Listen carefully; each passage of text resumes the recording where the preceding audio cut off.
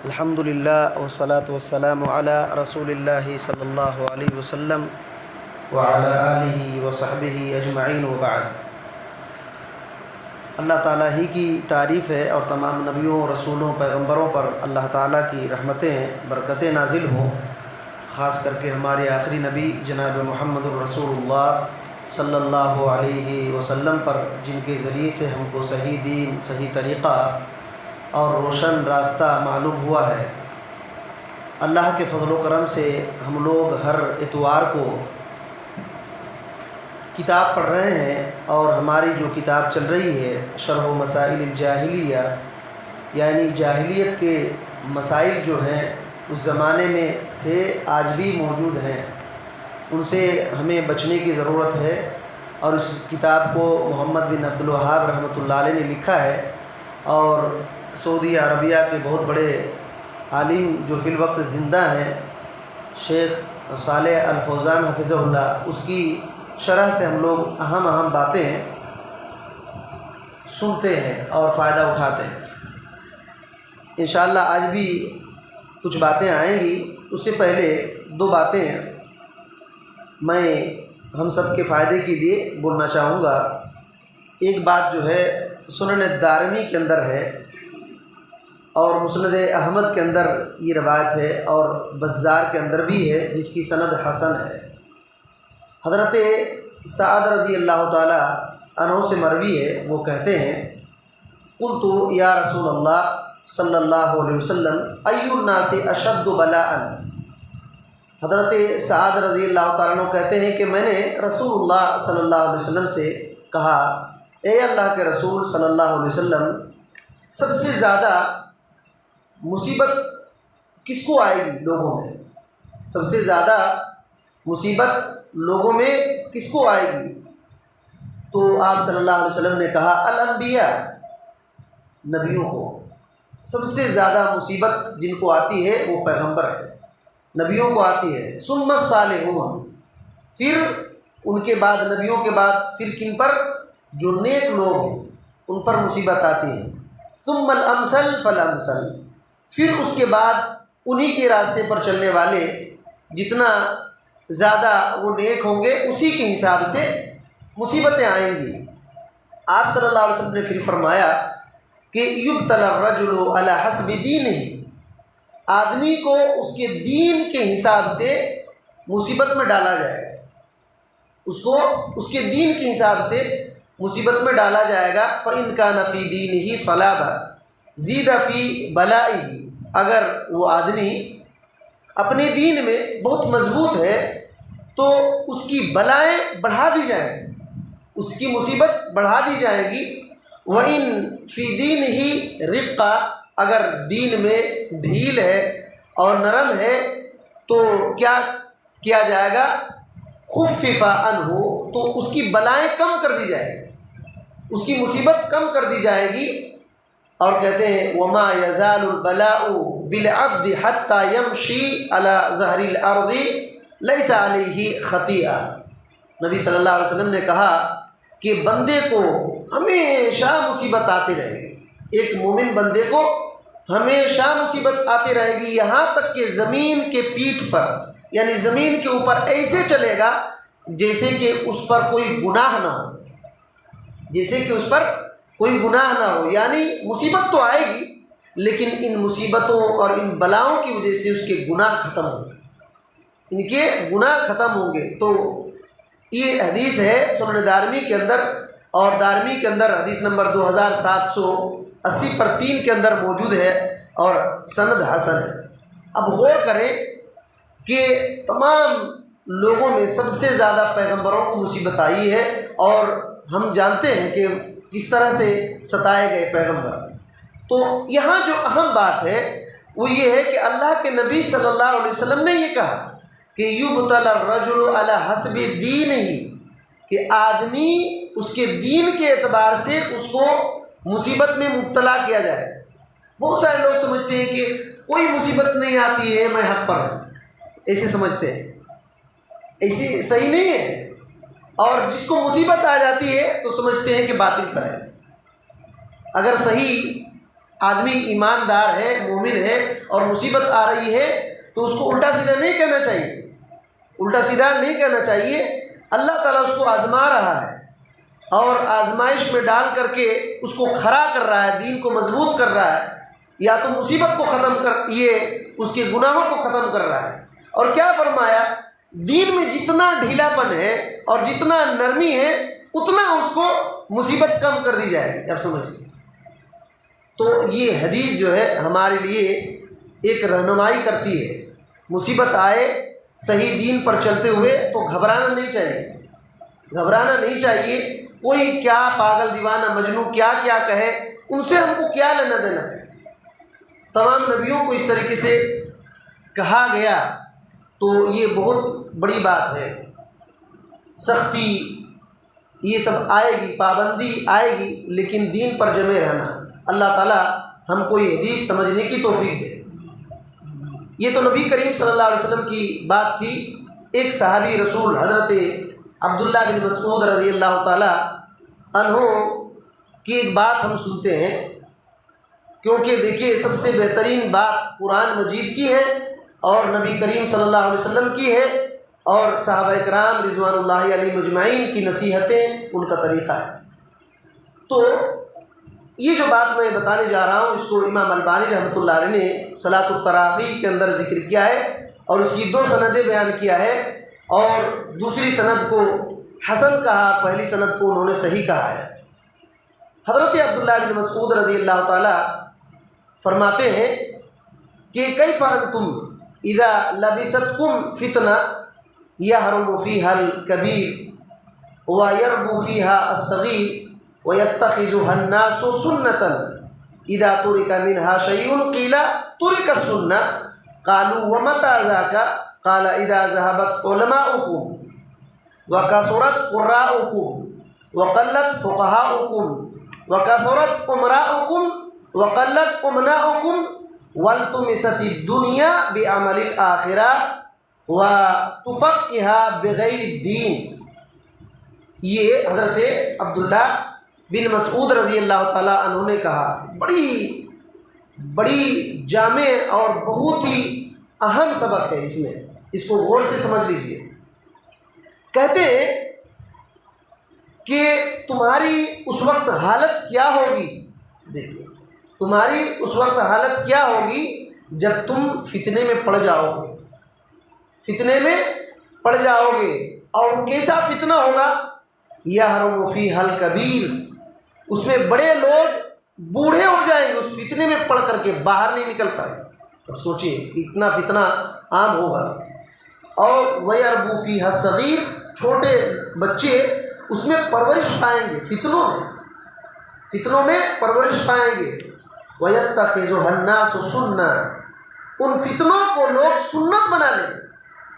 دیکھیے فتنہ ایسا خطرناک ہوگا کہ بڑے لوگ بوڑھے ہو جائیں گے اور چھوٹے لوگ اس فتنے میں پرورش پائیں گے، بڑے ہوں گے، اور لوگ عام لوگوں کی یہ حالت ہوگی کہ ان فتنوں کو سنت سمجھیں گے، سنت بنا لیں گے۔ اور کیا فرمایا، اذا ترک منہا شیء، جب ان فتنوں میں سے کوئی چیز چھوڑی جائے گی تو قیل ترک السنہ، تو لوگ کہیں گے کہ ارے سنت چھوٹ رہی ہے۔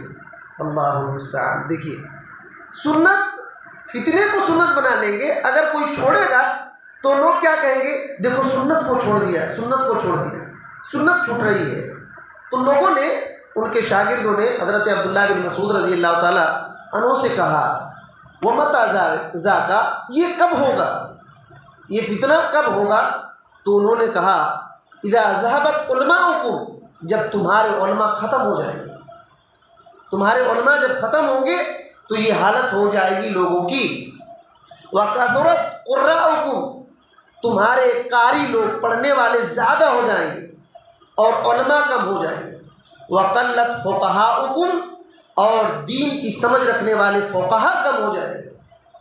اور وَكَثُرَتْ أُمَرَاؤكُمْ، تمہارے امیر جب زیادہ ہو جائیں گے، عمرا امیر زیادہ ہو جائیں گے۔ وَقَلَّتْ أُمْنَاؤكُمْ، اور امانت دار کم ہو جائیں گے۔ امیر سب کوئی، دیکھیے کتنے امیر ہیں، اس گلی میں جائیے تو 3، اس گلی میں جائیے تو 5، لیکن امانت دار ہے نہیں، امانت دار نہیں ہوں گے، امیر تو بن بیٹھیں گے، امانت داری کچھ بھی نہیں ہوگی، امانت دار نہیں ہوں گے۔ اور کیا کریں گے؟ کب یہ ماحول بنے گا؟ وَالْتُمِسَتِ الدُّنْيَا بِعَمَلِ الْآخِرَةِ، کہ آخرت کے عمل کے ذریعے سے دنیا کمایا جائے گا، آخرت کے عمل سے دنیا کمایا جائے گا۔ وَتُفُقِّهَا لِغَيْرِ الدِّينِ، اور دین کی سمجھداری فقاہت سیکھیں گے، دین کے لیے نہیں، دوسری چیز کے لیے فقاہت سیکھیں گے۔ اللہ اکبر! دیکھیے بالکل یہ چیز ہے کہ نہیں ہے، یہ چیز ہے کہ نہیں ہے؟ تو اسی وجہ سے سمجھ لیجئے کہ فتنوں کا زمانہ ہے، یہ فتنوں کا زمانہ ہے۔ اب سوچئے، اسی وجہ سے ہم لوگ کہتے ہیں کہ اللہ اور اس کے رسول کی بات مانو اور صحابہ کرام کے دین کو سیکھو، ان کے طریقے کو سیکھو۔ اب سوچیں کہ کتنی بڑی نصیحت ہے حضرت عبداللہ بن مسعود رضی اللہ تعالی عنہ کی، کہ جب تم فتنوں میں پڑ جاؤ گے تو تمہاری کیا حالت ہوگی۔ ڈر رہے ہیں اپنے شاگردوں پر اور پیچھے آنے والے لوگوں پر ڈر رہے ہیں، اس وقت ڈرا دیے۔ تو ہم کو کتنا ڈرنے کی بات ہے، ہم کو خود سمجھ لینا چاہیے کہ بڑے بڑے لوگ اس میں پڑھ کر کے بوڑھے ہو جائیں گے، سمجھ میں نہیں آئے گا ان کو کہ میں فتنے میں پڑا ہوا ہوں۔ چھوٹے چھوٹے بچے پڑھ کر کے جوان ہو کر کے بوڑھے ہو جائیں گے، اس میں بڑے ہو جائیں گے، پرورش پائیں گے، اور لوگ اس کو سنت سمجھنا شروع کریں گے۔ جب اس میں سے کوئی چیز کوئی چھوڑے گا تو لوگ کہیں گے کہ دیکھو سنت چھوڑ رہا ہے، سنت چھوڑ رہا ہے۔ اور یہ کب ہوگا؟ جب علماء ختم ہوں گے، علماء چلے جائیں گے۔ کتنے کتنے بڑے بڑے علماء کی ہم لوگ آئے دن سنتے رہتے ہیں کہ ان کی وفات ہو گئی، ان کی وفات ہو گئی۔ اس طریقے سے بڑے بڑے علماء، چوٹی کے علماء ابھی اٹھ رہے ہیں، بہت بڑے بڑے علماء اٹھ رہے ہیں۔ اور کیا ہوگا؟ قراء زیادہ ہو جائیں گے، قرآن پڑھنے والے، لیکن سمجھیں گے نہیں۔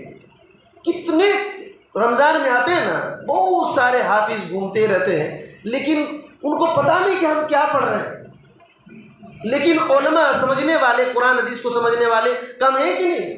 یاد رکھیے، اگر 100 لوگ فراغت کیے ہیں تو ان میں سے کچھ لوگ قرآن مجید کو دیکھ کر کے سمجھ سکتے ہیں بہترین سے، ورنہ پڑھتے تو سب کو ہی ہیں۔ آپ لوگوں میں سے ہر ایک آدمی کچھ نہ کچھ قرآن پڑھ لے رہا ہوگا، لیکن کیا قرآن پڑھ کر کے ڈائریکٹ سمجھ رہے ہیں؟ نہیں سمجھتے۔ تو ایسے لوگ زیادہ ہو جائیں گے، اور اس کا معنی مطلب جو علماء ہے قرآن کا علم رکھنے والے کم ہو جائیں گے، تب یہ فتنہ ہوگا۔ تب ہم کو دیکھ لینا چاہیے کہ ہم کو کیسے رہنا چاہیے۔ تو یہ نصیحتیں ہیں محمد رسول اللہ صلی اللہ علیہ وسلم اور ان کے صحابہ کرام، خصوصی طور پر حضرت عبداللہ بن مسعود رضی اللہ تعالی عنہ کی۔ اور کتنی بڑی بات کہا کہ آخرت کے عمل کو کر کے دنیا طلب کرے، اور اگر دین کی سمجھ بھی حاصل کر رہا ہے تو دین کے لیے نہیں، دنیا کمانے کے لیے۔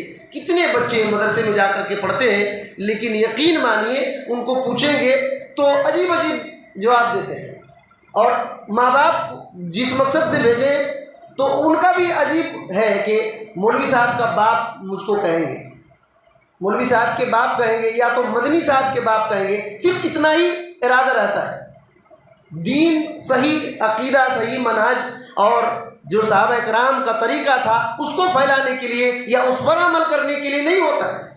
یہ اتنا دماغ میں رہتا ہے کہ میرے بچے کو مدنی بنا دوں گا، ٹائٹل رہے گا بس۔ یہ اگر صحیح نیت ہے اور یہ سوچے تو بہت اچھی بات ہے، ورنہ صرف اتنی سوچ کہ بہت بڑا عالم بن جائے گا، اتنا ہی صرف دنیا والے عالم کا باپ کہیں گے، یہ قابل قبول نہیں ہے۔ اخلاص ہونا چاہیے۔ اخلاص اسی کو کہتے ہیں کہ علم سیکھا تو علم میں اخلاص یہ ہے کہ اس پر عمل کیا ہے، اور اس کو جیسے سیکھا امانت داری کے ساتھ لوگوں تک پہنچا دے، اس میں دنیا کا کچھ بھی گھسائے نا کہ میں دنیا سیکھ رہا ہوں اس سے یا دنیا طلب کر رہا ہوں، تو یہ نہیں ہونا چاہیے۔ یہ بڑی زبردست نصیحت تھی۔ اللہ تعالی ہم کو ہر فتنوں سے بچائے، چاہے چھوٹے ہوں یا بڑے فتنے ہوں، ہر فتنوں سے ہمیں بچا لے۔ اب ہم لوگ کتاب شروع کرتے ہیں۔ دیکھیے، ہم لوگ کتاب سے کئی باتیں سن چکے تھے،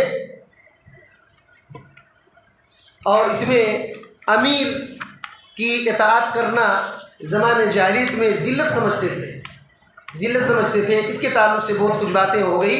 بیچ میں ایک چیز کو چھوڑ دیا تھا، وہ لمبی ہونے کی وجہ سے کچھ وضاحتیں کرنے کا وقت نہیں تھا، اس وجہ سے میں بیچ میں چھوڑ دیا تھا. چوتھے مسئلے کو چھوڑا تھا اور پانچویں اور چھٹے کو ہم لوگ سنے تھے. تو چوتھا مسئلہ جو ہے، کہتے ہیں کہ التقلید الاعمی، اندھی تقلید یہ جاہلیت کی چیز ہے، اور آج لوگ تقلید میں جی رہے ہیں اور مر رہے ہیں. تقلید میں جیتے ہیں اور مرتے ہیں، لیکن یہ جاہلیت کی چیز ہے.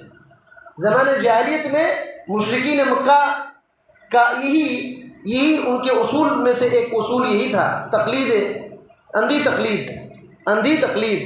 تو کہتے ہیں المسألۃ الرابعہ، چوتھا مسئلہ، ان دینہم مبنی علی اصول اعظمها التقلید فهو القاعدۃ الکبریٰ لجمیع الکفار اولہم وآخرہم كما قال تعالی وكذلك ما ارسلنا من قبلك من قرية من نذير الا قال مترفوها انا وجدنا آباءنا على امة وانا على آثارهم مقتدون. یہ سورہ الزخرف میں ہے. سورہ الزخرف جو 40 پر 3ویں نمبر کی سورہ ہے، اس کی آیت نمبر 20 پر 3 میں ہے. کیا فرمایا؟ محمد بن عبد الوہاب رحمۃ اللہ علیہ فرماتے ہیں کہ ان دینہم، اہل جاہلیت جو نبی کریم صلی اللہ علیہ وسلم سے پہلے جاہلیت کے زمانے میں لوگ تھے، ان کا دین جو ہے کچھ اصولوں پر مبنی تھا. کچھ اصول، ان کے دین کی بنیاد کچھ اصولوں پر تھا. ٹھیک ہے، جاہلیت کے دین کی بنیاد کچھ اصولوں پر تھا، اور کہتے ہیں کہ ان اصولوں میں سب سے بڑا اصول تقلید تھا. دیکھیے، سب سے بڑا اصول تقلید تھا. کچھ اصول تھے ان کے دین، جس دین پر وہ لوگ تھے اس دین کے کچھ اصول تھے، اور ان اصولوں میں سب سے بڑا اصول تقلید تھا. اور کہتے ہیں فَهُوَ الْقَاعِدَةُ الْكُبْرَى لِجَمِيعِ الْكُفَّارِ، کہتے ہیں تمام کافروں کا سب سے بڑا قاعدہ یہی تقلید ہے. تمام کافروں کا سب سے بڑا قاعدہ یہی تقلید ہے. اولہم و آخرہم، پہلے کافروں کا بھی اور بعد میں آنے والے کافروں کا بھی یہی قاعدہ ہے. سب سے بڑا قاعدہ کیا ہے؟ وہ تقلید کرتے ہیں اپنے باپ دادا کی تقلید کرتے ہیں. اور اللہ تعالیٰ نے اس بات کو سورہ الزخرف میں بیان کیا. پڑھیے تو ایک مرتبہ تیلگو میں سورہ الزخرف کی آیت نمبر 20 پر 3 پڑھیے. بسم اللہ الرحمن الرحیم. అలాగే నీకు మునుపు మేము ఏ బస్తీలో హెచ్చరించేవాడిని పంపినా అక్కడి శ్రీమంతులు కూడా మేము మా తాత ముత్తాతలు ఒక పద్ధతిపై ఉండటం చూశాం, మేము కూడా వారి పాద చిహ్నాల్లోనే నడుస్తాం అని చెప్పేవారు. بات سمجھ میں آ گئی؟ اللہ تعالیٰ نے کیا کہا کہ اسی طرح ہم نے جس بستی میں بھی ہم نے ڈرانے والے کو بھیجا تو ان کے مالدار لوگوں نے کہا، مالدار جاہ اور منصب والے لوگوں نے کیا کہا؟ اِنَّا وَجَدْنَا آبَاءَنَا عَلَىٰ أُمَّةٍ، ہم نے اپنے باپ دادا کو ایک دین پر پایا. وَإِنَّا عَلَىٰ آثَارِهِمْ مُقْتَدُونَ، اور ہم انہی کے نقش قدم پر چلیں گے، انہی کی اقتداء کریں گے. تو یہی تقلید ہے. حالانکہ اللہ تعالیٰ نے کیا کہا؟ اس بات کو سمجھیے. کیا کہا؟ ہم نے ہر بستی میں ڈرانے والے کو بھیجا. وہ ڈرانے والے کون تھے؟ پیغمبر تھے، رسول تھے. اللہ تعالیٰ نے سمجھانے کے لیے ان کو ہدایت کے لیے بھیجا تھا. لیکن رسولوں نے جو پیغام دیا اس کے مقابلے میں کیا لائے؟ تقلید کو لائے. بات سمجھ میں آ رہی ہے؟ رسولوں کے پیغام کے مقابلے میں تقلید کو لائے، اپنے باپ دادا کے دین کو لائے. یہ آج ہوتا ہے کہ نہیں ہوتا ہے؟ آج تمام کافروں اور جو بھی گمراہ لوگ ہیں ان کا سب کا یہی طریقہ ہوتا ہے کہ رسول اللہ صلی اللہ علیہ وسلم کی آپ حدیث سنائیے، لیکن اس کے مقابلے میں کسی کو کھڑا کر دیں گے. یہ خطرناک بات ہے. یہ گمراہی کی بہت بڑی یہ وجہ ہے اور جڑ ہے. اسی طریقے سے اللہ تعالیٰ نے سورہ لقمان کی آیت نمبر 20 پر 1 میں کہا. سورہ لقمان کھولیے تو کیا 30 پر 1 سورہ ہے سورہ لقمان.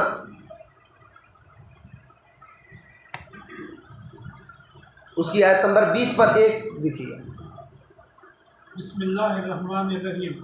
అల్లాహ్ అవతరింపజేసిన దానిని వహీని అనుసరించండి అని వారితో అన్నప్పుడు, లేదు మా తాత ముత్తాతలు అవలంబిస్తూ ఉండగా చూసిన విధానాన్నే మేము అనుసరిస్తాము అని వారంటారు.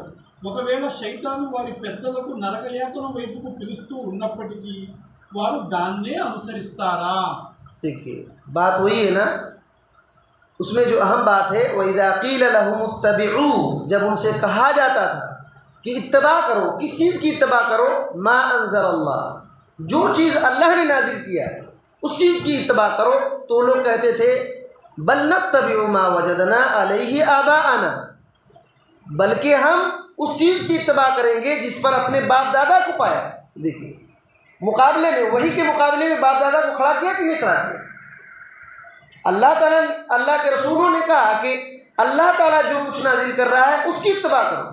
तो उन लोगों ने इस वही के मुकाबले में अपने बाप दादा के दीन को, तकलीद को खड़ा कर दिया और कहा कि नहीं, हम इसकी इत्तबा नहीं करेंगे, बल्कि हम अपने बाप दादा को जिस पर पाया है उसी की इत्तबा करेंगे. अल्लाह ताला ने कहा अवलौ कान शैतानु यदऊहुम इला अज़ाबिस सईर, गरचे शैतान इनके बाप दादा को जहन्नम की तरफ बुला रहा है, फिर भी ये लोग उन्हीं के रास्ते पर चलेंगे.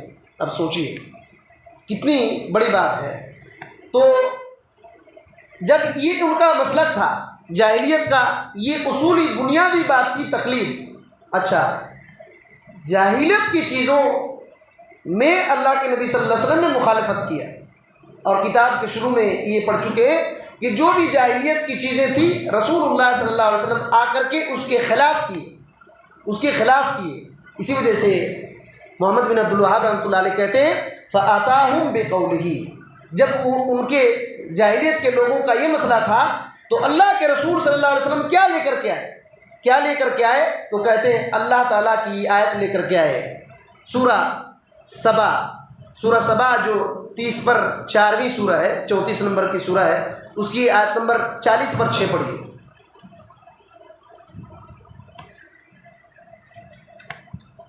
బిస్మిల్లాహిర్రహమానిర్రహీం. ఓ ప్రవక్త వారికి చెప్పు, నేను మీకు చేసే ఉపదేశం ఒక్కటే, మీరు అల్లాహ్ కోసం మంకుతనం మాని ఇద్దరు చొప్పున లేదా ఒక్కొక్కరు చొప్పున సంసిద్ధులై ఆలోచించండి. మీ ఈ సహచరుని ఎలాంటి ఉన్మాదం లేదు. తీవ్రమైన శిక్ష రాకముందే అతడు కేవలం మిమ్మల్ని హెచ్చరిస్తున్నాడు అన్న సంగతి మీకు ఇట్టే బోధపడుతుంది. बात समझ में आ रही है? दिमाग में इस बात को रखिए कि जाहिलियत के लोगों के पास रसूल सल्लल्लाहु अलैहि वसल्लम को भेजा है कुरान दे करके. इसके मुकाबले में उन लोगों ने अपने बाप दादा के दीन को खड़ा किया. तो अल्लाह के रसूल सल्लल्लाहु अलैहि वसल्लम को अल्लाह ताला ने क्या कहा? कुल इन्नमा आइदुकुम बिवाहिदतिन, आप कहिए कि मैं तुम लोगों को नसीहत करता हूँ कि तुम लोग अकेले खड़े हो या दो करके खड़े हो, अल्लाह के लिए खड़े हो जाओ. खड़े हो करके क्या करो? ततफक्करू, गौर करो, फिक्र करो. मा साहिबुकुम मिन जिन्नतिन, ये जो रसूल तुम्हारे साथी हैं इनको दीवानगी नहीं है, किसी जिन्न ने नहीं पकड़ा है. जो बात कर रहे हैं और कह रहे हैं कि अल्लाह की नाजिल की हुई चीज़ों की इत्तबा करो, तुम लोग जो मुकाबले में अपने बाप दादा के दीन को खड़ा कर दे रहे हो, इनको जिन नहीं पकड़ा. ये क्या कर रहे हैं? तुमको सख्त आज़ाब से डरा रहे हैं. बात समझ में आ रही है? तो उनके तकलीद के मुकाबले में अल्लाह ताला ने क्या कहा? ये मोहम्मद सल्लल्लाहु अलैहि वसल्लम जो बता रहे हैं तुमको आज़ाब से डराना और बचाना चाहते हैं, इनकी इत्तबा करो, ये उनको इशारा किया गया. तो इसी वजह से तकलीद इत्तबा के बिल्कुल खिलाफ है. बिल्कुल उल्टी चीज़ है. इत्तबा कुरान और सुन्नत की बात को मानना इत्तबा है, और तकलीद में अभी बता रहा हूँ. तो ये जाहिलियत के लोग जो है तकलीद पर थे और उनका सबसे बड़ा उसूल यही था. ان کا اور تمام کافروں کا سب سے بڑا اصول یہی ہے تقلید۔ اور سورہ الاعراف جو 7 نمبر کی سورہ ہے، اس کی آیت نمبر 3 میں پڑھیں گے تو ایک بات اور معلوم ہو جائے گی۔ بسم اللہ الرحمن الرحیم۔ ప్రజల్లారా మీ ప్రభు తరపున మీకు వసగబడిన దానిని అనుసరించండి, అల్లాహ్ను వదిలి ఇతర సంరక్షకులను అనుసరించకండి, మీరు బహు కొద్దిగా మాత్రమే హితబోధను గరిస్తారు। بات سمجھ میں آ گئی؟ اللہ تعالیٰ نے کیا کہا؟ اتبعوا ما انزل الیکم من ربکم، کہ تم لوگ اپنے رب کی طرف سے جو چیز تمہارے پاس آئی ہے، نازل کی گئی ہے، اسی کی اتباع کرو، اسی کی اتباع کرو۔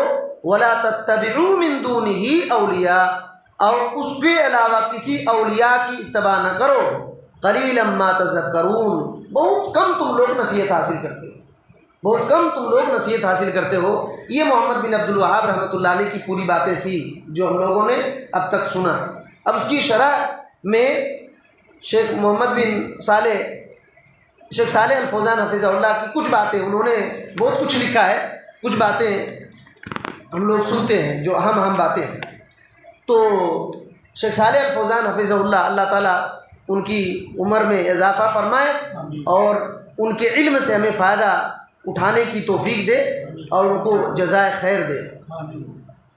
کہتے ہیں کہ من مسائل الجاہلیہ انہم لا یبنون دینہم علی ما جاءت بہ رسول علیہم الصلاۃ والسلام۔ کہتے ہیں کہ جاہلیت کے مسائل میں سے ایک مسئلہ یہ تھا کہ اہل جاہلیت، جاہل لوگ اس زمانے میں اپنے دین کی بنیاد اس چیز پر نہیں رکھتے تھے جس چیز کو رسولوں نے لایا۔ رسول کیا لاتے ہیں؟ وحی لاتے ہیں۔ تو اہل جاہلیت کے دین کی بنیاد رسولوں کی لائی ہوئی وحی پر نہیں تھا، رسولوں کی لائی ہوئی وحی پر نہیں تھا۔ وَإِنَّمَا يَبْنُونَ دِينَهُمْ عَلَى أُصُولٍ أَحْدَثُوهَا هُمْ مِنْ عِنْدِ أَنفُسِهِمْ۔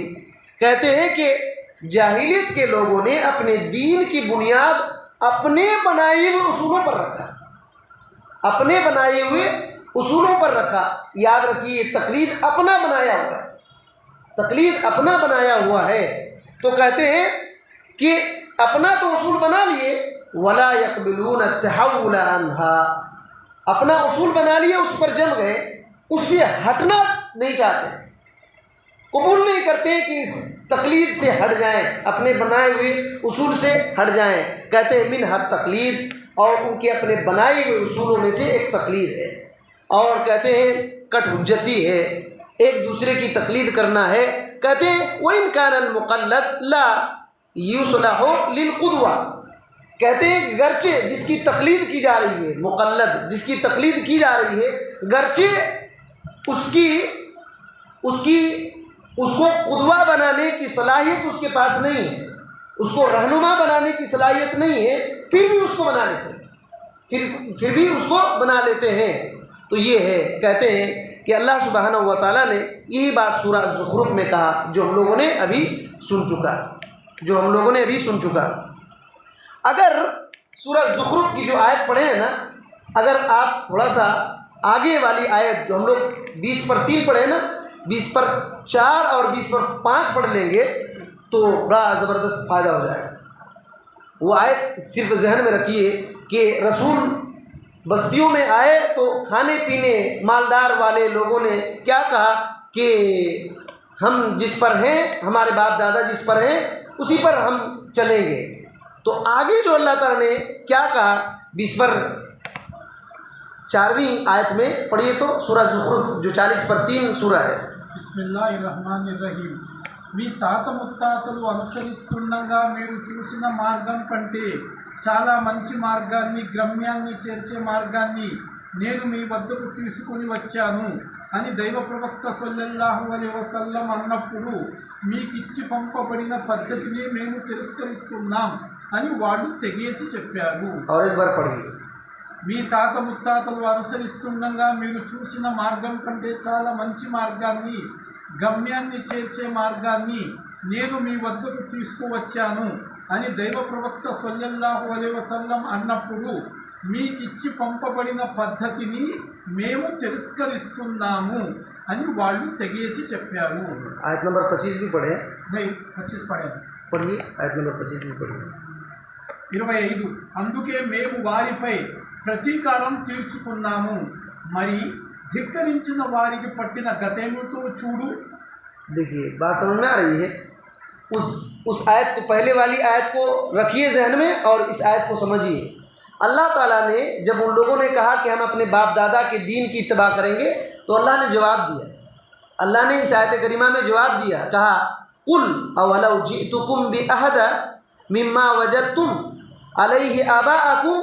आप कहिए नबी करीम सल्लल्लाहु अलैहि वसल्लम कि जो चीज़ मैं तुम्हारे पास लाया हूँ वो चीज़ ज़्यादा बेहतर है, जिस पर तुम्हारे बाप दादा थे उससे ज़्यादा बेहतर है, फिर भी तुम नहीं मानोगे क्या? फिर भी तुम नहीं मानोगे? तो उन लोगों ने कहा कि जो तुम लाते हो उसका हम इनकार करते हैं. देखिए इसके बावजूद भी उन लोगों ने कहा कि हम इसका इनकार करते हैं. अल्लाह ताला ने फिर उसका जवाब दिया, क्या कहा? फंतकमना मिनहु, हम उनसे इंतकाम लेंगे. अल्लाह ताला जब किसी का इंतकाम लेगा तो कोई बचेगा? तो अल्लाह ताला ने कहा कि हम उनका इंतकाम लेंगे. फंजुर कैफ कान आकिबतुल मुकज़्ज़िबीन, तुम देख लो कि झुटलाने वालों का अंजाम क्या हुआ, झुटलाने वालों का अंजाम क्या हुआ. तो देखिए अल्लाह की वही के मुकाबले में चाहे किसी का दीन और किसी का मसला खड़ा कर देंगे, वही के मुकाबले में किसी का दीन, किसी का मनहज और किसी का तरीका ला करके खड़ा कर देंगे, ये बर्बादी का रास्ता है, ये बर्बादी का रास्ता है. अल्लाह ताला ने कहा कि उनका इंतकाम लेंगे, और क्या कहा? तुम्हारे बाप दादा जिस दीन पर हैं उससे बेहतर मैं दीन लाया, उससे बेहतर मैं दीन लाया हूँ, फिर भी उन लोगों ने इनकार कर दिया. ये तकलीद का नतीजा होता है कि आदमी को समझ में नहीं आती, आदमी को समझ में नहीं आती. हालांकि जो चीज़ बताई जा रही है ये बेहतर होती है, उसके बाप दादा या जिस दीन पर, जिस मसलक पर चल रहा है उससे बेहतर चीज़ रहती है. अल्लाह की वही, रसूलुल्लाह सल्लल्लाहु अलैहि वसल्लम की हदीसें, फिर भी आदमी उसको समझ में नहीं आती, कबूल नहीं करता है, कबूल नहीं करता, साफ तौर पर इनकार करते भी है कि नहीं है. आज भी बहुत सारे मुसलमान भी इस तरीके से तकलीद शख्सी में पड़ जा करके हदीसों को, वाज़े हदीस को नहीं मानते, वाज़े हदीस को नहीं मानते. तो नतीजा यही होता है कि कुरान हदीस का इनकार करते हैं और कुरान हदीस की तावील कर देते हैं, या तो इधर उधर की बात करके फिर नहीं मानते. तो ऐसी आयतों से हमें डरना चाहिए, गरचे काफिरों के लिए है, लेकिन वहाँ समझना चाहिए कि उनका जो मसला था बाप दादा का था, उनके पास दलीलें, वाज़े दलील आई थी, वही आई. आज वही जो वही गैर मतलू हदीस की शक्ल में है उनको दिखाया जाता है, पढ़ाया जाता है, फिर भी जिसकी तकलीद कर रहे हैं उनको इसके मुकाबले में खड़ा कर देते हैं. ये बहुत ख़तरनाक है, यही बहुत ख़तरनाक है. इस आयत करीमा में जो सूरह ज़ुख़रुफ़ की आयत नंबर 23 है उसमें जो है मालदार, मुतरफ़ूहा का मतलब कहते हैं कि मालदार. शेख सालेह अल फौज़ान हफ़िज़हुल्लाह एक बात कहते हैं कि मालदार लोग जो अक्सर हैं, अक्सर वो लोग शरपसंद होते हैं. देखिए अक्सर लोग शरपसंद होते हैं और कहते हैं कि अक्सर हक़ को कबूल नहीं करते. दुनिया में जितने भी मालदार हैं उनमें अक्सर लोग, सबकी नहीं, अक्सर लोग, ज़्यादातर लोग हक़ को कबूल नहीं करते और शरपसंद होते हैं. कहते हैं कि खिलाफ़ुल दुअफ़ा'i वल फ़ुक़रा फ़इन्नल गालिब अलैहिम अत्तवादु व कबूल हक़.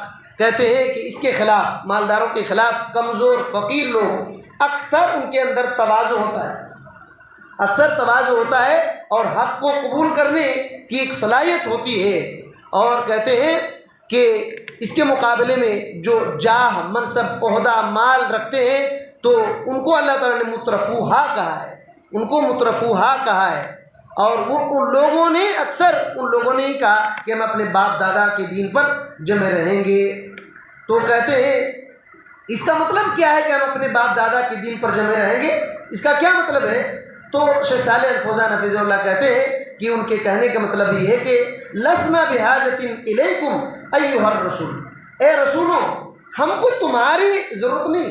देखिए हमको तुम्हारी ज़रूरत नहीं है, जिस चीज़ को तुम लाए हो हमको इसकी ज़रूरत नहीं है, हम तो पहले अपने बाप दादा के दीन पर हैं, हमको इसकी क्या ज़रूरत है. ऐसे ایسے کہہ دیتے تھے۔ کیوں ایسے کیوں کہتے تھے؟ کہتے ہیں یزعمون ان ھذا یغنیہم عن اتباع الرسول علیہم، کہتے ہیں کہ وہ جو اپنے باپ دادا کے دین پر تھے ان پر رہنا ان کا یہ گمان تھا کہ ہم رسولوں کی اتباع سے بے پرواہ ہو چکے، ہم کو ضرورت نہیں ہے رسول کی اتباع کرنا، بس یہی جو تقلید کر رہے ہیں باپ دادا کے دین پر چل رہے ہیں یہی ہمارے لیے کافی ہے۔ تو کہتے ہیں ہوا من امور الجاہلیہ، یہ جاہلیت کے کاموں میں سے، یہ جاہلیت کے کاموں میں سے ہے۔ اور آج بھی یہ جاہلیت کی چیز ہے کہ نہیں؟ آج بھی لوگ ہیں، کتنے لوگ درگاہوں پر جھنڈے جھاڑ تو کیا کیا یہ کرتے ہیں، یہ سب تقلید کر رہے ہیں۔ اگر پوچھیں گے بھائی ہمارے باپ دادا سے ہی چلا آ رہا ہے، ہمارے باپ دادا سے ہی چلا آ رہا ہے، وہ لوگ اگر قبرستان گئے مزار پر تو یہ بھی جائیں گے، ان کے پاس کوئی دلیل نہیں، بس اتنی دلیل ہے کہ ہمارے باپ دادا اسی طرح کی ہے، ہمارے باپ دادا اسی طرح کی ہے۔ تو کہہ رہے ہیں کہ رہی بات خیر میں اتباع کرنے کی، خیر کے پیچھے پیچھے چلنے کی، تو اس کو تقلید نہیں اتباع کہتے ہیں، اس کو تقلید نہیں اتباع کہتے ہیں۔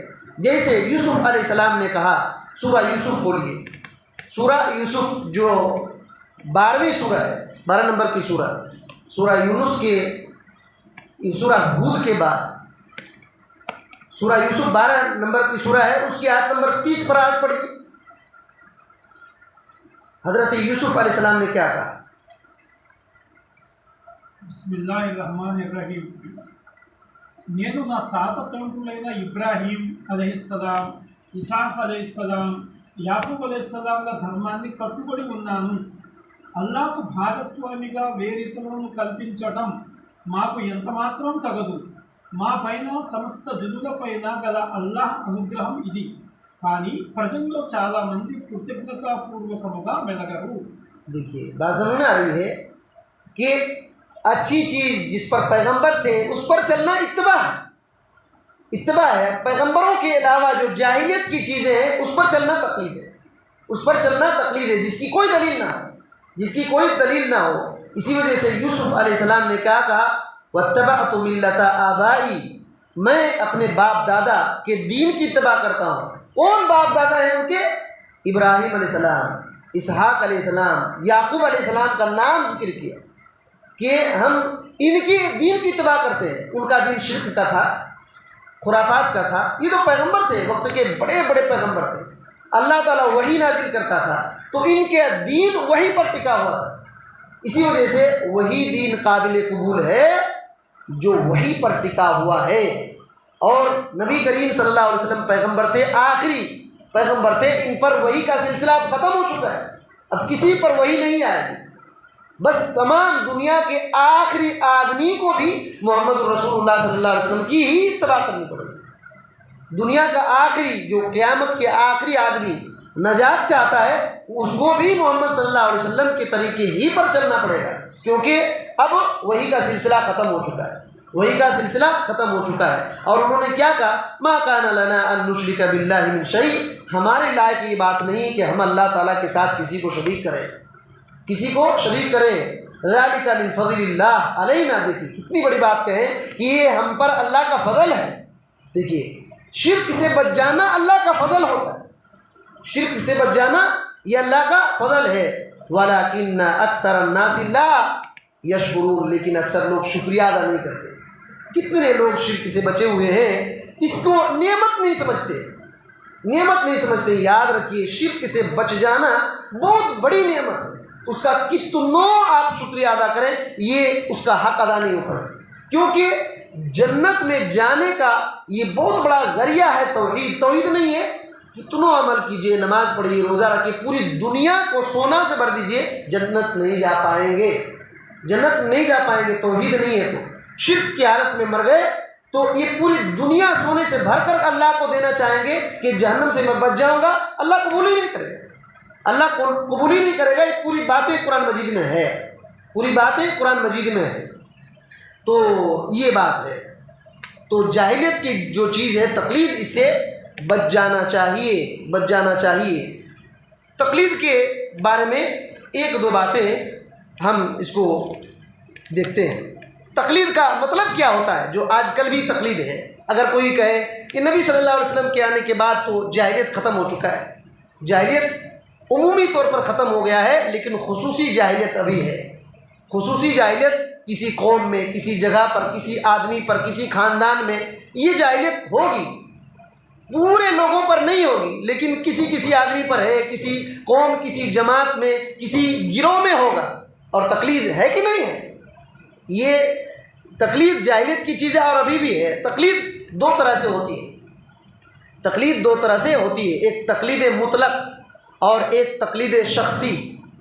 تقلید مطلق بولے تو تقلید مطلق آنکھ بند کر کے بغیر سوچے سمجھے، کسی دلیل کے بغیر، کسی عام آدمی جو نبی نہیں ہے کسی آدمی کی بات، اس کے عمل کے پیچھے چلنا، یہ مطلق، یہ تقلید ہے۔ کیا؟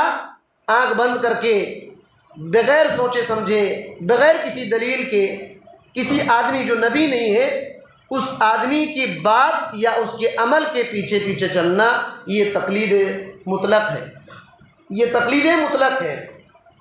تو بہت سارے لوگ ایسا ہی کرتے ہیں، دیکھا دیکھی چل رہے ہیں، پوری زندگی پار ہو گئی، اور جس کے پیچھے چل رہا ہے وہ نہ پیغمبر ہیں اور نہ ہی اس کے پاس کوئی دلیل ہے، وہ پیغمبر بھی نہیں ہے، اس کے پاس کوئی دلیل نہیں، لیکن وہ چل رہا ہے، پوری زندگی چل گئی، پوری زندگی پار ہو جاتی ہے۔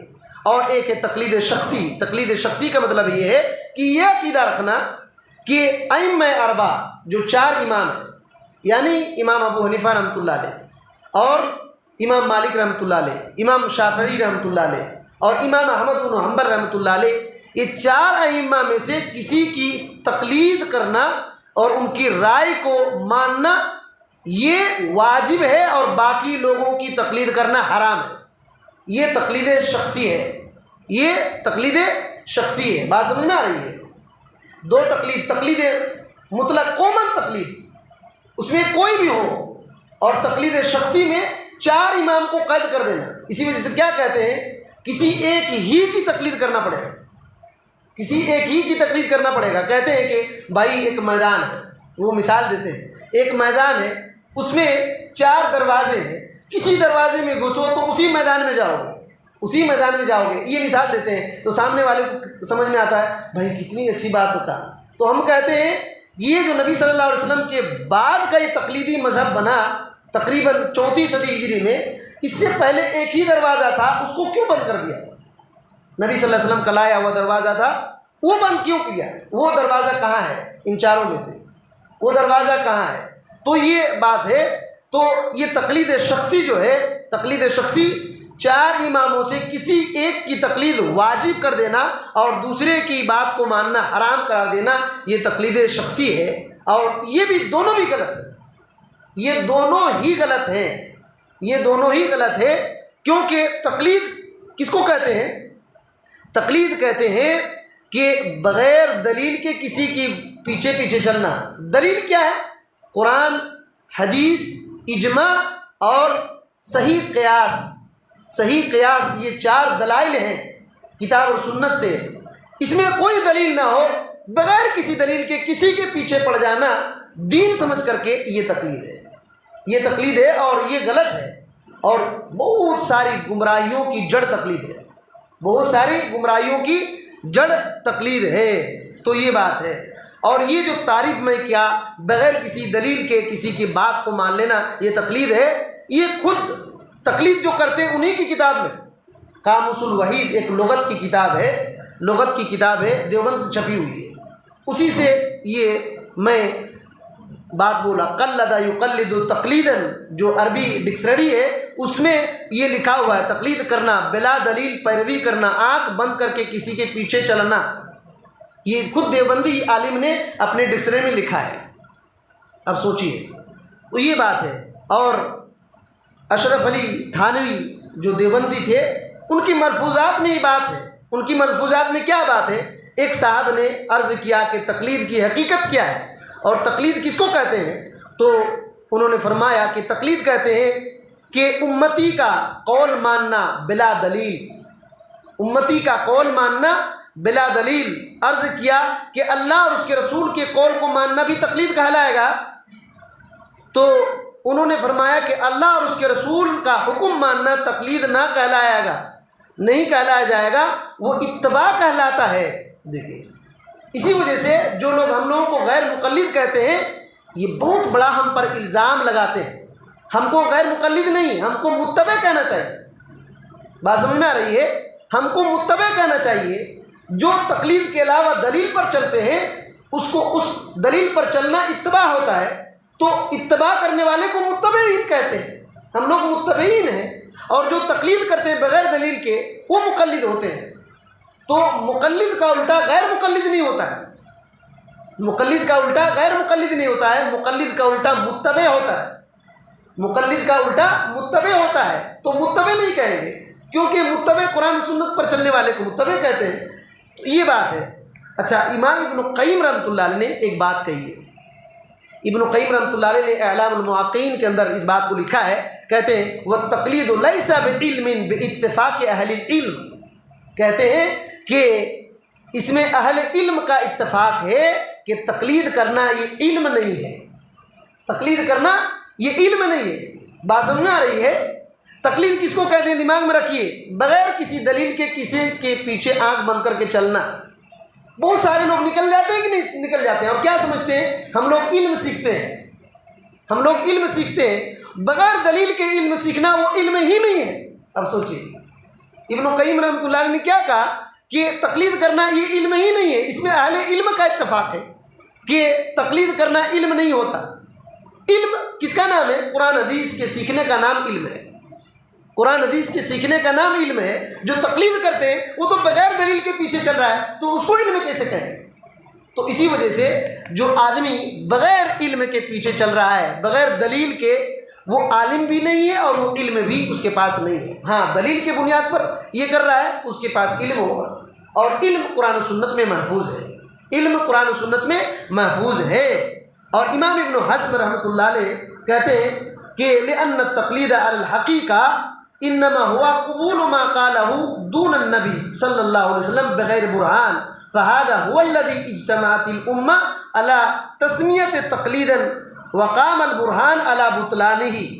ابن حزم رحمۃ اللہ علیہ کہتے ہیں کہ تقلید کی حقیقت یہ ہے کہ نبی کے علاوہ کسی آدمی کی بات کو بغیر دلیل کے قبول کر لینا یہ تقلید ہے، اور کہتے ہیں کہ پوری امت اس بات پر متفق ہے کہ اسی کا نام تقلید ہے، بغیر دلیل کے بات کو مان لینا یہ تقلید ہے، اور کہتے ہیں اس کے باطل ہونے پر دلیل ہے کہ تقلید باطل ہے، تقلید باطل ہے، اس کے دلیل، اس کے باطل ہونے پر دلیل ہے۔ اچھا، ایک بات، اس کا نتیجہ کیا ہوگا؟ جو آج کل تقلید کرتے ہیں، اس کا نتیجہ کیا ہوگا؟ آپ کو ایک اصول بتا رہا ہوں۔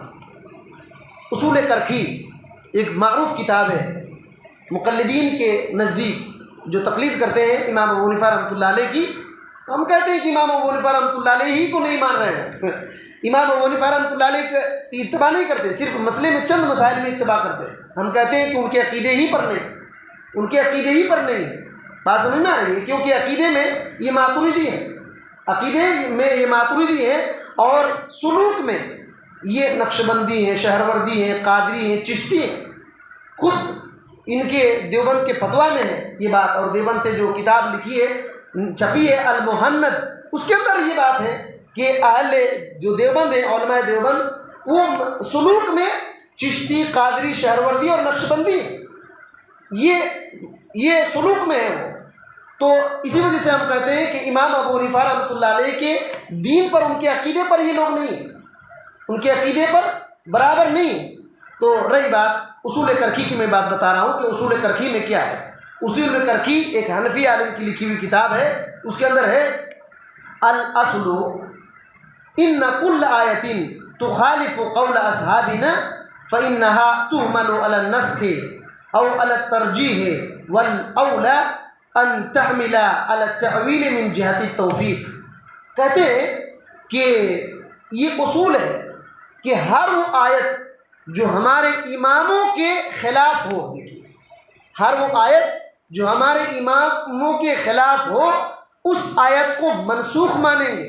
دیکھیے، اس آیت کو منسوخ مانیں گے یا تو ترجیح کریں گے کہ یہ راجح ہے، ہمارے اماموں کی بات ہی راجح ہے۔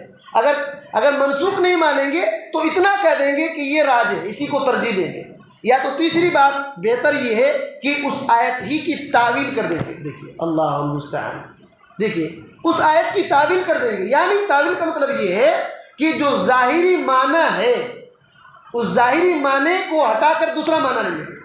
اب سوچیے کہ تقلید کا کتنا خطرناک رزلٹ آتا ہے، تقلید کا کتنا خطرناک رزلٹ آتا ہے کہ جو بھی آیت ہمارے اماموں کے خلاف آئے، اب سوچیے تو کیا ہونا چاہیے کہ کتاب کی طرف پلٹ جائے۔ یہی بات تو اللہ تعالیٰ نے حکم دیا، اطیعوا اللہ واطیعوا الرسول واولی الامر منکم فان تنازعتم فی شیء فردوه الی اللہ والی الرسول۔ کیا کہا کہ اللہ اور اس کے رسول اور حاکم وقت کی بات کو مانو، اولو الامر کی بات کو مانو، اگر اختلاف ہو تو کہاں لوٹنا ہے؟ اللہ اور اس کے رسول کی طرف لوٹنا ہے، اللہ اور اس کے رسول کی طرف لوٹنا ہے۔ لیکن ان لوگوں نے کیا کیا؟ اگر کوئی آیت ہمارے اماموں کے خلاف ہو تو اسی آیت کو منسوخ مانیں، اور اسی اصول کے نیچے یہ بھی ہے کہ ہر وہ حدیث جو ہمارے اماموں کے خلاف ہو اس کو بھی ہم منسوخ مانیں۔ اور آج تک یہ چیز آپ تجربہ کر کے دیکھ لیجئے، رفع الیدین کی حدیث آپ زندگی بھر دکھائیں لیکن وہ کیا کہیں گے؟ یہ منسوخ ہے، کیونکہ یہ اصول بنا دیا گیا ہے، کیونکہ یہ اصول بنا دیا گیا ہے، یہ اصول ہے ان کی کتابوں میں کہ وہ حدیث وہ آیت جو ہمارے اماموں سے ٹکراتی ہے اس آیت اور اس حدیث کو منسوخ مانیں گے، یا تو ترجیح دیں گے ہمارے امام کی بات کو یا تو تعویل کر دیں گے، یا تو تعویل کیا کرتے ہیں کہ صحابہ پہلے بت لا کر کے آتے تھے، ہیں کتنا بڑا الزام ہے صحابہ پر۔ دنیا کی کسی بھی کتاب میں کوئی بھی لا کر کے دکھائے صحیح سند کے ساتھ کہ ایک بھی صحابہ نے کبھی اپنے بغل میں بت لا کر کے رکھا ہو نماز میں۔ جو صحابہ بت کی پوجا کو چھوڑ کر کے جان کو قربان کر دیے وہ بت لائیں گے نماز میں، کتنی خطرناک بات ہے۔ تو اس طریقے سے مسئلہ ہے، تقلید کا رزلٹ اتنا خطرناک ہے، تقلید کا رزلٹ اتنا خطرناک ہے کہ آیت کو منسوخ اور حدیث کو منسوخ ماننے پر وہ ابھارتے ہیں، اور آج بھی ویسے ہی ہو رہا ہے، آج بھی ویسے ہو رہا ہے۔ اسی وجہ سے صحابہ اور بڑے بڑے علماء نے تقلید سے منع کیا۔ اور یہ کب پیدا ہوا؟ دیکھیں ابن قیم رحمۃ اللہ علیہ کہتے ہیں انما حدثت هذه البدعة في القرن الرابع المذموم على لسان رسول اللہ صلی اللہ علیہ وسلم۔ یہ اعلام الموقعین ہے، ابن قیم رحمۃ اللہ علیہ کی بڑی شاہکار کتاب، اس کے اندر یہ بات ہے، کہتے ہیں کہ یہ بدعت، تقلید کی بدعت 4 صدی ہجری میں پیدا ہوئی، 4 صدی ہجری میں پیدا ہوئی۔ 4 صدی ہجری بولے تو نبی صلی اللہ علیہ وسلم کی ہجرت جو مدینہ آئے اس کے 400 سال بعد تقلید کی بدعت پیدا ہوئی۔ یعنی خود امام ابو حنیفہ، امام مالک، امام احمد بن حنبل، امام شافعی تقلید کی دعوت نہیں دیے، تقلید کی دعوت نہیں دیے۔ امام ابو حنیفہ رحمۃ اللہ علیہ نے کبھی اپنی تقلید کی دعوت نہیں دی۔ آپ کو تعجب ہوگا، امام ابو حنیفہ رحمۃ اللہ علیہ نے اپنے شاگرد قاضی ابو یوسف سے کہا تھا رحمہ اللہ، ہم ان کی بڑی عزت کرتے ہیں، ان علماء کرام کی بہت عزت کرتے ہیں، لیکن ہم ان کی تقلید نہیں کرتے، جو بات قرآن و سنت کی ہوتی ہے اسی کو مانتے ہیں۔ اگر ان کی بات انسان ہونے کے ناطے کچھ چوک ہو جاتی ہے پھر بھی ہم امید کرتے ہیں کہ ان کو نیکی ملے گی، ان کو نیکی ملے گی، ان کے اجتہاد کا بدلہ اللہ تعالیٰ دے گا، لیکن ان کی غلطی پر ہم نہیں چلیں گے، ان کی غلطی پر ہم نہیں چلیں گے۔ بہرحال امام ابو حنیفہ رحمۃ اللہ علیہ نے اپنے شاگرد سے کہا وَيْحَكَ يَا يَعْقُوبُ، تمہاری بربادی ہو یہ یعقوب۔ ابو یوسف جو ہیں ان کو کہا کہ لا تکتب قل لا ما تسمع منی، جو چیز مجھ سے سنتے ہو ہر چیز کو نہ لکھا کرو۔ دیکھیے امام ابو حنیفہ رحمۃ اللہ نے کہا اپنے شاگرد کو جو چیز میں بول رہا ہوں ہر چیز کو نہ لکھا کرو۔ کیوں؟ کہتے فإنی قد ارى الرأي اليوم، کیونکہ آج میں ایک رائے رکھوں گا، وأتركه غدا، کل اس کو میں چھوڑ دوں گا، اس کو میں کل چھوڑ دوں گا۔ وأرى الرأي غدا وأتركه بعد غد، کل میں کچھ رائے قائم کروں گا اور پرسوں اس کو چھوڑ دوں گا، اسی وجہ سے میری ہر سنی ہوئی بات کو نہ لکھو۔ یہ امام ابو حنیفہ رحمۃ اللہ علیہ نے اپنے شاگرد سے کہا۔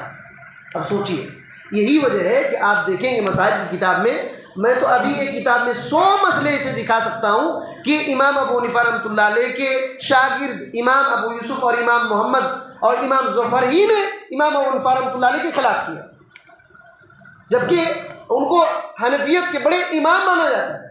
انہوں نے کہا کہ گرچہ امام ابو حنیفہ رحمۃ اللہ علیہ نے یہ کہا ہے لیکن ہمارا مسئلہ یہ ہے اور فتویٰ اسی پر ہے، تو ان کو لوگ کچھ نہیں کہتے لیکن ہم رفع الدین کر دیتے ہیں تو ہم لوگوں کو عجیب عجیب کہتے ہیں، دم کٹا ہے، یہ مقلد ہے، یہ عجیب عجیب قسم کے طعنہ دیتے ہیں۔ تو کیا یہی بات امام ابو یوسف کو کہیں گے، امام محمد کو کہیں گے، امام ظفر کو کہیں گے، خود امام ابو حنیفہ رحمۃ اللہ علیہ کو کہیں گے؟ نہیں کہیں گے۔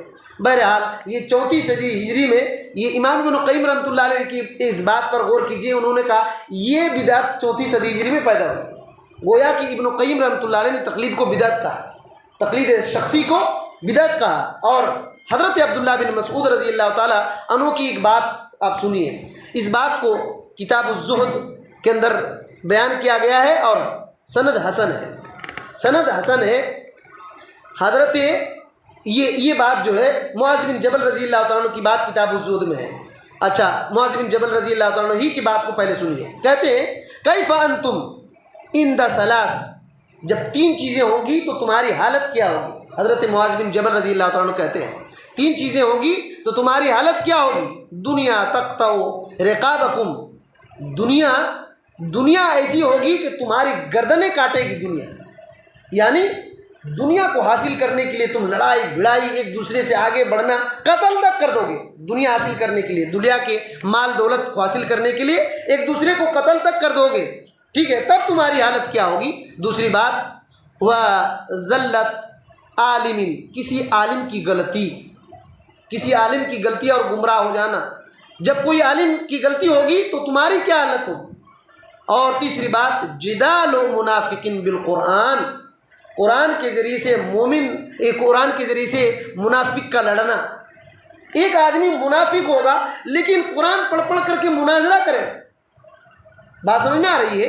ہوگا وہ منافق لیکن قرآن پڑھ پڑھ کر کے جھگڑا کرے اور کہے گا کہ میں حق پر ہوں، میں حق پر ہوں۔ آج ہوتا ہے کہ نہیں ہوتا ہے؟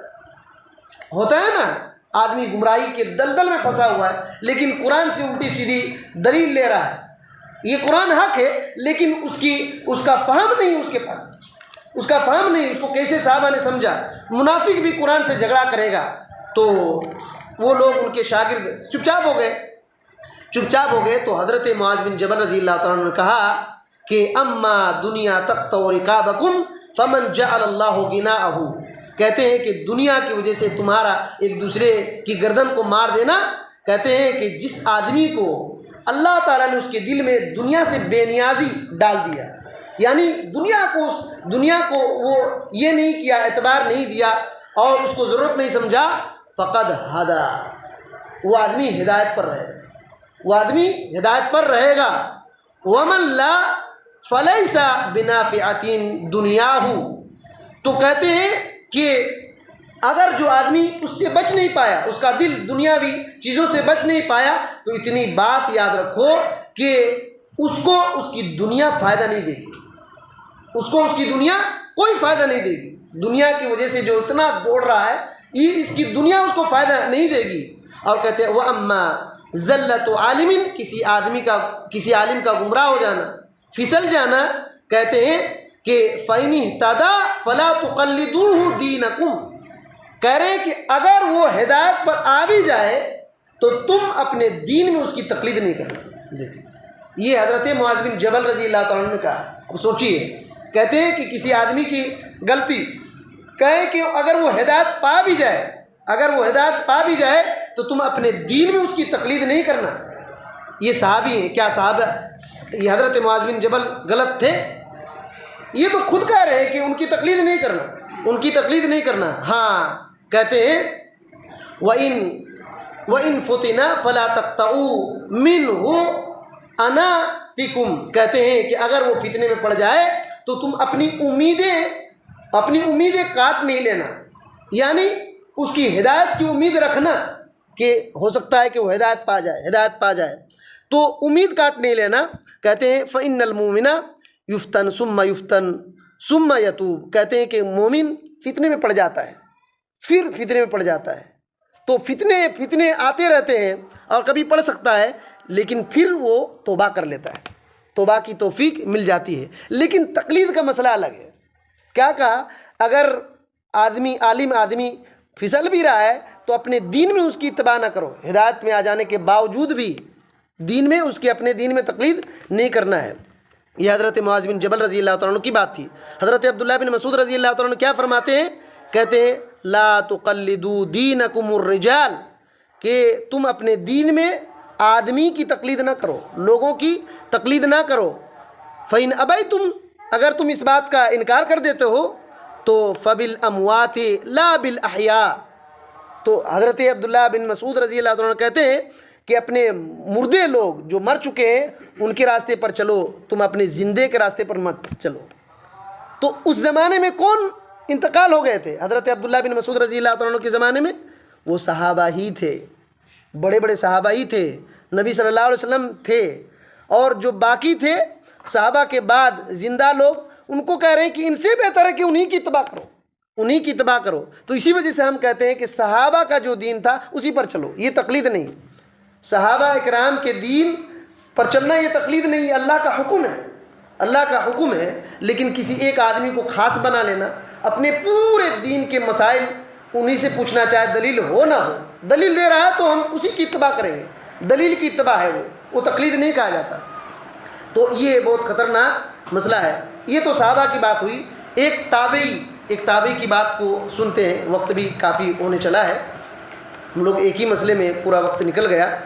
عامر بن شراحیل، جس کو امام شعبی بھی کہتے ہیں، امام شعبی بھی کہتے ہیں 104 ہجری میں ان کا انتقال ہوا. یہ بڑے تابعی میں سے ہیں. سوچیے کہ تقریباً 110 ہجری تک صحابہ کرام کا وجود پتہ چلتا ہے، 110 تک صحابہ کرام موجود تھے.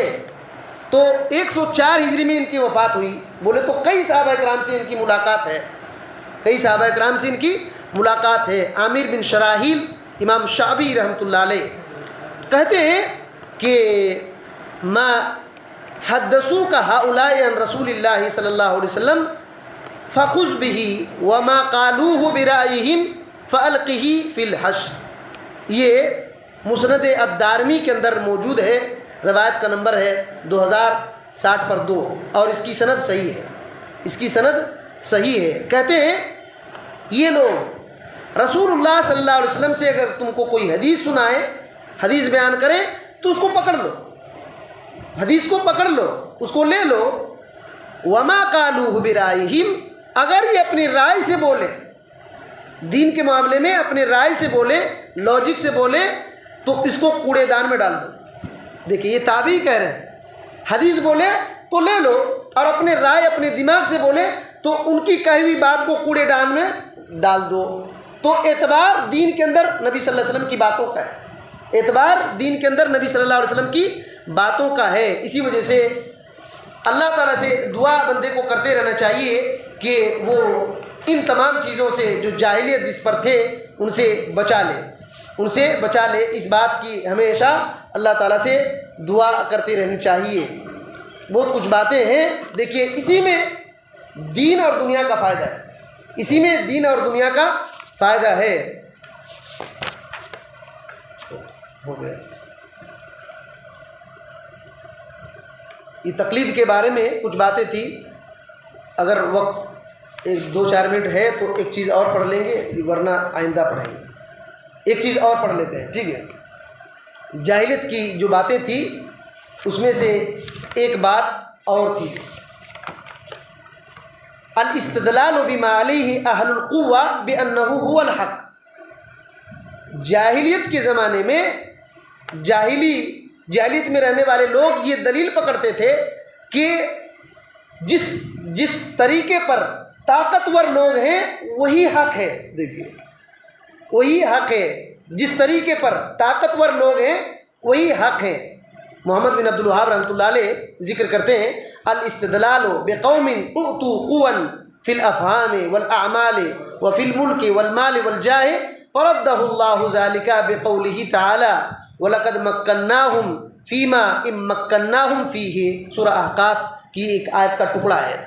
کیا کہتے ہیں کہ اس قوم سے وہ دلیل پکڑتے تھے، اس قوم سے وہ دلیل پکڑتے تھے جن کو سمجھنے میں، اعمال میں طاقت دی گئی، دلیل پکڑتے تھے، اور جن کو بادشاہت دی گئی ہے، جن کو مال دیا گیا، جن کو منصب دیا گیا، اس سے دلیل پکڑتے تھے کہ یہ مالدار لوگ، بادشاہ لوگ، جاہ اور منصب والے لوگ اور تیز دماغ والے لوگ اور اعمال میں جن کو طاقت ہے وہ حق پر ہے۔ یہ جاہلیت میں دلیل پکڑتے تھے۔ آپ سوچیے آج یہی کانسیپٹ اور یہی سوچ لوگوں کی ہے کہ نہیں؟ لوگوں کی یہی سوچ ہے کہ نہیں ہے کہ بھائی اتنا مالدار ہے وہ تو صحیح دین پر ہے، وہ دیکھو بادشاہ بن گیا ہے، وہ اتنا مرتبہ اس کا بڑا ہے، اتنا سمجھدار ہے، اتنا سمجھدار ہے، اتنا عمل کر رہا ہے۔ کیا عمل کر رہا ہے اس کو ترازو پر تولنا، کیا عمل کر رہا ہے وہ ترازو پر تولنا۔ آپ کو کہیں گے 3000 بار ذکر کرو، سمجھ لیجئے کہ آدمی بدعتی ہے۔ 3000 بار ذکر کوئی ہے، ثبوت ہی نہیں اس کا۔ 3000 4000 10000 بیٹھ کر کے پورا دن بھر ذکر ہی کرو، وہ سمجھ لیجئے کہ بندہ بدعتی ہے۔ اعمال تو بہت کر رہا ہے لیکن اس کی کوئی دلیل نہیں ہے۔ تو کہہ رہے ہیں کہ ایسا کہتے تھے وہ۔ سورہ احقاف میں جو 40/6 نمبر کی سورہ ہے، اس کی آیت نمبر 20/6 ایک مرتبہ پڑھیے۔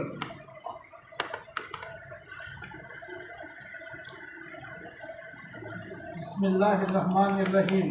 నిశ్చయముగా మేము వారికి, ఆదు జాతి వారికి మీకు సైతం ఇవ్వని ఎన్నో శక్తియుక్తులను ఇచ్చాము. మేము వారికి చెవులను, కళ్ళను, హృదయాలను కూడా ప్రసాదించాము. కానీ వారు అల్లాహ్ వాక్యాలను త్రోసిపుచ్చినప్పుడు వారి చెవులు కానీ, కళ్ళు కానీ, వారి హృదయాలు కానీ వారికి ఏ విధంగానూ ఉపకరించలేదు. వారు దేన్ని గురించి ఎగతాళి చేసేవారో చివరకు అదే వారిని చుట్టుముట్టింది. بات سمجھ میں آ رہی ہے؟ اللہ تعالیٰ نے کیا کہا ان لوگوں کو؟ قوم عاد کے بارے میں کہا، قوم عاد کے بارے میں کہا کہ ہم نے قوم عاد کو بہت قدرتیں دیا تھا، طاقت دیا تھا جو تم کو نہیں دیا، تم کو نہیں دیا اتنا ان کو ہم نے دیا تھا۔ ان کی آنکھ، ان کے کان اور دل بھی دیے تھے، لیکن ان کے کان آنکھ نے کچھ بھی ان کو فائدہ نہیں دیا، کچھ بھی ان کو فائدہ نہیں دیا، اور اللہ تعالیٰ کی آیتوں کو انکار کرنے لگے اور مذاق اڑانے لگے، تو ان پر یہی چیزیں مذاق ان پر الٹ آئی، یہ مذاق ان پر الٹ آئی عذاب بن کر کے۔ تو قوم عاد کے بارے میں آپ لوگوں نے سنا ہے کہ بہت طاقتور تھے، یہ کہتے تھے من اشد منا قوہ، ہم سے زیادہ طاقتور کون ہے؟ یہ لوگ پہاڑ کو تراش کر کے گھر بناتے تھے، اتنے طاقتور تھے، لیکن ہلاک کیا کہ نہیں کیا؟ اللہ نے ان کو ہلاک کیا۔ سورہ حاقہ میں ان کا تذکرہ ہے، سورہ الحاقہ میں بھی ان کا تذکرہ ہے۔ تو یہ بات ہے۔ اسی طریقے سے سورہ بقرہ کی آیت نمبر 80/9 پڑھی۔ یہودی لوگ کیا کہتے تھے؟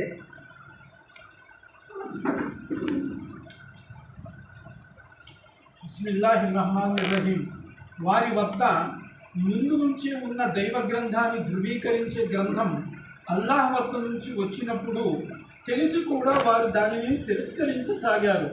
మరి చూడబోతే దీని రాకకు మునుపు తమకు అవిశ్వాసులపై విజయం చేకూరాలని వారు స్వయముగా అభిలషించేవారు. అటువంటి తిరస్కారులపై అల్లాహ్ శాపం పడుగాక. اس بات کو ہو سکتا ہے آپ نہیں سمجھے، پھر ایک بار پڑھیے۔ బిస్మిల్లాహిర్రహ్మానిర్రహీం. వారి వద్ద ముందు నుంచే ఉన్న దైవ గ్రంథాన్ని ధృవీకరించే గ్రంథం అల్లాహ్ వద్ద నుంచి వచ్చినప్పుడు తెలిసి కూడా వారు దాన్ని తిరస్కరించసాగారు. మరి చూడబోతే దీని రాకకు మునుపు తమకు అవిశ్వాసులపై విజయం చేకూరాలని వారు స్వయంగా అభిలషించేవారు. అటువంటి తిరస్కారులపై అల్లాహ్ శాపం పడుగాక. مطلب کیا ہے سمجھیے اس کو۔ دیکھیے یہودیوں کے بارے میں اللہ تعالیٰ نے کہا کہ اللہ کی کتاب ان کے پاس آ گئی، یہ کتاب ان سے پہلے جو ان کو کتاب دی گئی تھی اس کی تصدیق کر رہی تھی، ان کی کتابوں میں بھی اس کتاب کا ذکر تھا جو یہ کتاب آئی ہے۔ تو وہ لوگ کیا کہتے تھے؟ یہودی کافروں کو کہتے تھے اس کتاب کے بارے میں، یا تو اس کتاب کو لے کر کے آنے والے رسول کے بارے میں کافروں سے کہتے تھے کہ ہم تمہارے اوپر جنگ کریں گے، ٹھیک ہے، ہماری جیت ہوگی۔ اس کتاب اور اس کے رسول کے بارے میں کہتے تھے، کافروں سے کہتے تھے کہ جب وہ رسول آ جائیں گے، کتاب نازل کریں گے، اسی رسول کے ساتھ ہم رہ کر کے جنگ کریں گے تمہارے خلاف۔ لیکن جب قرآن آ گیا تو اللہ تعالیٰ نے کیا کہا؟ ان لوگوں نے انکار کر دیا، ان لوگوں نے انکار کر دیا، کیا کہ نہیں؟ کیا مسئلہ اس میں ثابت کرنا چاہتے ہیں؟ کیا مسئلہ اس سے ثابت کرنا چاہتے ہیں کہ دیکھیے جاہلیت کے لوگ یہ دلیل بناتے تھے کہ سمجھدار علم ہے، سمجھ رہا ہے، اسی کی بات کو دین بنا لیتے تھے۔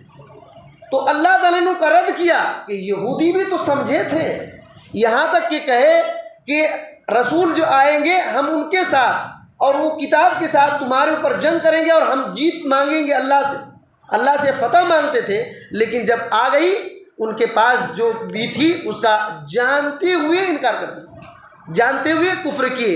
فلما جاءہم ما عرفوا، جس کو پہچان لیے تھے وہ چیز جب آ گئی کفروا بھی، تو اس کا کفر کر دیا۔ تو اللہ تعالیٰ نے بھی کیا کہا؟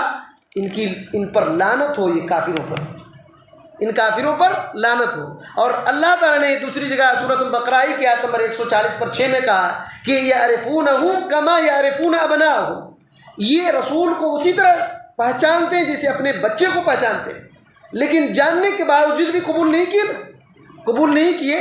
تو سمجھداری یہ دلیل نہیں ہے کسی کے حق ہونے پر، کہ بہت زیادہ ٹیلنٹ آدمی ہے تو یہ سمجھداری نہیں ہے کہ وہ صحیح دین پر ہے، بات سمجھ میں آ رہی ہے؟ یا تو اس کی طاقت اس کے حق ہونے کی دلیل نہیں ہے۔ کسی کی سمجھداری، کسی کی طاقت، کسی کا بادشاہ ہونا، کسی کے منصب میں ہونا اس کے حق ہونے کی دلیل نہیں ہے۔ دلیل اللہ کی وحی ہے اور کتاب اور سنت ہے۔ کتاب اور سنت وحی ہے، ایک کو وحی مطلوع کہتے ہیں اور دوسرے کو وحی غیر مطلوع کہتے ہیں۔ اور اس وحی کو صحابہ نے کیسے سمجھا، وہی اصل میں سمجھ ہی دین ہے۔ اس کی وضاحت انشاءاللہ ہمارے پاس اور آتی رہے گی۔ اللہ تعالیٰ سے دعا کرتے ہیں کہ اللہ تعالیٰ ہمیں ان باتوں کو صحیح سمجھنے کی توفیق دے اور ہر قسم کی گمراہی، فتنہ، فساد سے اللہ تعالیٰ ہم کو بچا لے، خاص طور سے شرک سے، بدعات سے، جاہلیت کی باتوں سے جس سے ہمارا ایمان کو نقصان ہوتا ہے۔ اللہ تعالیٰ ہمیں ان چیزوں سے بچا لے، صراط مستقیم کو سیکھنے، سمجھنے، اس کو قبول کرنے، اسی پر چلتے ہوئے زندگی پار کرنے اور اسی پر مر جانے کی ہمیں توفیق دے۔ آمین۔ السلام علیکم ورحمۃ اللہ وبرکاتہ۔